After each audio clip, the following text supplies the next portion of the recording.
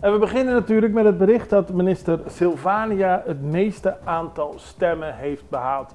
Ik zeg natuurlijk beginnen we daarmee, want het waren verkiezingen afgelopen vrijdag. Zaterdagochtend hoorden we wie er gewonnen had, officieel. Dat werd gedurende de dag al zichtbaar, maar officieel werd toen bekend dat de MFK 13 zetels heeft. Een landslide overwinning, 55% van de bevolking heeft op de MFK gestemd.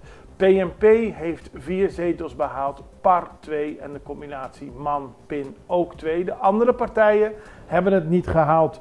Maar de grootste stemmentrekker, dat bleek zondag, toen ook de persoonlijke stemmen werden geteld, dat is minister van Financiën en van Gezondheid, Milieu en Natuur, Javier Silvania. Hij heeft ruim 18.000 persoonlijke stemmen gehad, tegenover ruim 11.000 voor lijsttrekker Kilmar Pik-Pisas. En Silvania is daarmee in de geschiedenisboeken gekomen, want zelden wist niet nummer 1, dus nummer 2 of een andere op de plaats, zoveel stemmen te halen. En 4 jaar geleden haalde hij nog weinig stemmen, dus het is een stijging ook van 18.000.